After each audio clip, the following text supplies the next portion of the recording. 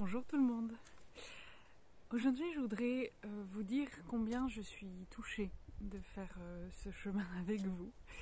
Et je vous remercie d'être là, de me permettre de le faire, de votre bienveillance à travers les commentaires et vos réactions.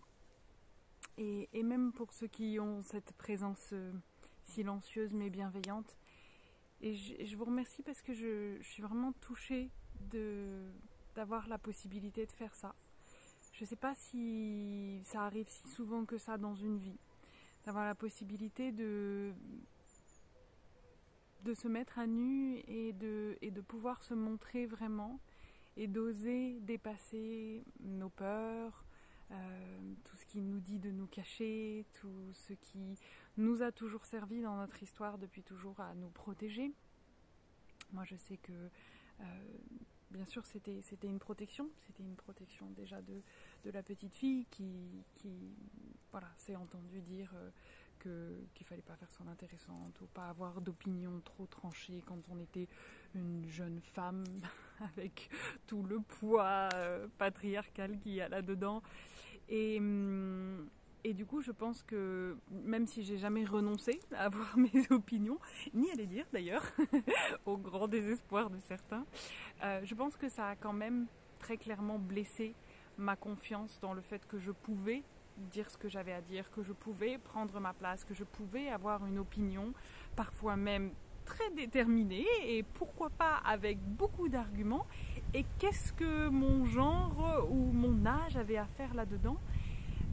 Et je pense que j'ai inscrit à l'intérieur de moi cette peur que c'est pas ok, que on va penser du mal de moi, que voilà, on va peut-être me réduire au silence, comme c'est arrivé plusieurs fois dans mon histoire, de façon toujours assez cassante et parfois même humiliante. Les gens avaient pas forcément de scrupules à utiliser l'humiliation. Je ne sais pas si ça vous est arrivé dans votre histoire, mais tout ça, ça laisse des traces et ça inscrit cette notion que faut pas trop s'exprimer, faut pas prendre trop de risques, pas avoir trop d'opinions et pas avoir trop confiance en soi. Il faut alors avoir cette espèce d'humilité, de toujours penser que on a tort, ou peut-être l'autre sera pas d'accord, ou peut-être et bien sûr qu'on n'a jamais toujours raison et on n'a jamais non plus complètement raison sur quoi que ce soit parce qu'il y a toujours une telle complexité dans la réalité qu'il y a plein de choses à prendre en compte.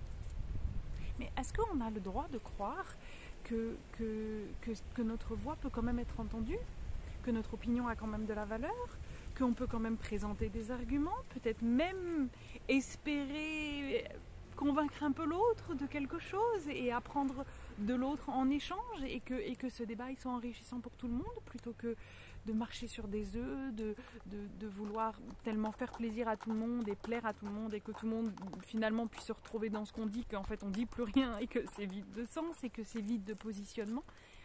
Et ça, pour moi, ça a toujours été quelque chose de douloureux parce que j'aime les discussions riches, j'aime les discussions profondes, j'aime les discussions où on s'expose aussi, où chacun prend le risque de dire en quoi il croit et pourquoi il y croit, et dans un débat qui soit ouvert et intelligent, qui n'a pas besoin d'écraser l'autre, qui n'a pas besoin non plus de camper sur ses positions de façon rigide et irrémédiable, mais au contraire de pouvoir prendre ce risque de se montrer, de faire porter sa voix, de dire en quoi on croit et qu'est-ce qui résonne pour nous et en même temps d'être ouvert à ce que l'autre ne soit pas d'accord et que ce soit ok émotionnellement, qu'on puisse ne pas être d'accord sans que ça mette le lien en cause, sans que ça mette le droit de chacun de s'exprimer en cause et puis que ça nourrisse la relation et que ça nourrisse chacun, que chacun en soit plus grandi. Voilà, je sais pas très bien pourquoi j'en suis arrivée là, mais le fond de mon message, c'est que je suis vraiment pleine de gratitude de pouvoir partager un petit bout de mon chemin avec vous et de votre écoute bienveillante et de vos retours. Et en ce moment, en train d'écouter un livre, parce qu'on écoute beaucoup les livres audio, on a très peu le temps de se poser pour lire concrètement, et puis c'est quelque chose qui n'est pas si simple pour Adrien ni pour moi, pour des raisons multiples et variées. Par contre, on adore les livres audio. Et il y a un livre dont lui avait entendu parler à de multiples reprises, et chaque fois ça l'avait titillé, et puis il n'avait jamais fait le pas de pouvoir l'écouter, et là il me l'a reproposé, et je ne sais pas, ça m'a parlé, donc on a sauté le pas. Ce livre, c'est un livre de Michael Allan Singer, qui en anglais s'appelle The Surrender Experiment. Je crois qu'en français ça a été traduit par l'expérience du lâcher-prise. Mais surrender, c'est plus que lâcher-prise, c'est presque l'abandon de soi. Et on n'en est encore qu'au début, mais cette histoire, cet homme, ce qu'il raconte, c'est comment est-ce que son chemin de vie l'a amené à un moment à prendre la décision de suivre le flot de la vie et de se mettre un peu moins dans la position de celui qui devrait savoir ce qui est juste de faire, qui devrait toujours pouvoir prendre la bonne décision. Et du coup, ça implique savoir quelle est la bonne décision. Et puis d'être aussi toujours dans la position de celui qui préfère une chose plutôt qu'une autre et qui doit du coup avoir le pouvoir de contrôler les événements de la vie pour aller dans la direction qu'il veut. Et en fait, il explique et il raconte combien cette posture-là, elle ne peut que nous mettre en échec, parce que c'est impossible de tout contrôler et de tout maîtriser, et c'est impossible que la vie aille toujours dans notre sens, et puis c'est impossible qu'on sache toujours à l'avance quelle est la bonne décision, etc. Et ça me touche parce que quelque part j'ai l'impression là avec vous de faire un peu de ça, un peu de surrendering, de m'abandonner quelque part à cette expérience, à ce challenge avec vous. Parce que c'est un challenge, hein. Juste là avant de me mettre devant la caméra, j'ai lutté contre moi-même pour ne pas me changer, puisque c'était ça la règle et mon engagement avec vous. De ne pas chercher à soigner une image, à mettre un autre t-shirt, à peut-être rajouter une paire de boucles d'oreilles, à refaire ma coiffure.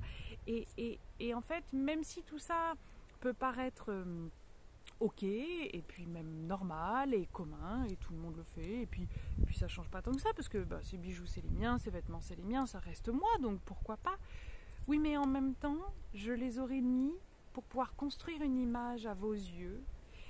Et ça veut dire que je crois qu'il faut que je cache cette image-là.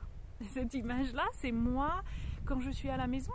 C'est moi tous les jours. C'est moi quand j'ai pas dans l'idée que quelqu'un va me voir et que quelqu'un va poser son regard sur moi. Et tout d'un coup, si j'imagine que oui, vous allez poser votre regard sur moi, vous allez me voir, vous allez m'entendre. Est-ce qu'il faut que je peaufine tout? Est-ce qu'il faut que je rende tout parfait et bien présentable? Ou est-ce que ça peut être ok de lâcher prise là-dessus et de m'abandonner à l'expérience que c'est d'apparaître sans artifice, sans fioriture, sans chercher à contrôler ou maîtriser l'image que j'ai et que je renvoie, et que du coup l'image que vous pourriez avoir de moi, et ce que vous pourriez en déduire de qui je suis, de comment je mène ma vie, et d'essayer de contrôler ce que vous allez penser, ce que vous allez ressentir, ce que vous allez peut-être juger. Et en fait, tout ça, c'est impossible. Je peux pas. Déjà, je peux certainement pas contrôler l'immensité que l'audience de YouTube permet. Mais même si c'était 2 personnes, même si c'était une personne, qui je suis moi pour avoir l'ambition de contrôler, de maîtriser ce que vous allez pouvoir penser de moi? Bien sûr que je ne peux pas le faire.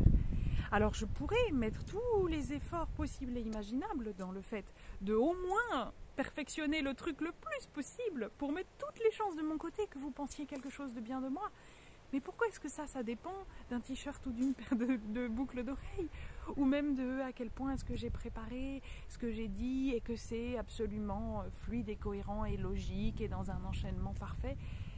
Est-ce que je peux faire cette expérience de lâcher prise et de prendre le risque que ça parle et ça plaise à ceux à qui ça va parler et plaire, et puis pas aux autres, et que c'est ok. C'est ok que je plaise pas à tout le monde. C'est ok que j'ai pas une image parfaite. C'est ok qu'il y ait des gens qui soient pas d'accord, qui soient offensés par le fait que j'ose me montrer dans ma tenue de maison, entre guillemets. des gens que ça va ennuyer, des gens qui vont trouver ça peut-être sympathique, mais bon, voilà, qui vont passer par-dessus. Et puis peut-être quelques personnes qui vont être touchées, qui vont prendre de ça une autorisation à faire la même chose. Je sais pas, mais en tout cas, c'est ce que j'ai envie d'essayer. Et je crois que c'est le deuxième mot. Après le surrender, il y a le experiment. C'est une expérience. Et c'est cette expérience que j'ai envie de faire avec vous. Peut-être que ça ne sera pas la règle pour tout le temps et pour toujours dans ma vie. Ça, c'est à peu près sûr. Parce que s'il y a bien une chose qui est certaine, c'est que les choses changent. Et nous avec. Mais là, maintenant, tout de suite, je crois que c'est ce que j'ai envie d'expérimenter. C'est se lâcher prise. Et cet abandon de soi à la vie, à sa normalité, à notre humanité et à YouTube, à votre bienveillance pour beaucoup d'entre vous et puis peut-être à prendre le risque d'avoir quelques commentaires dénigrants, dévalorisants comme on en a eu sur Instagram et c'est ok. En tout cas, est-ce que ça peut être ok ? C'est vraiment l'expérience que j'ai envie de faire. Alors encore une fois, je vous remercie d'être là, d'être vous et de me permettre de faire cette expérience. À demain.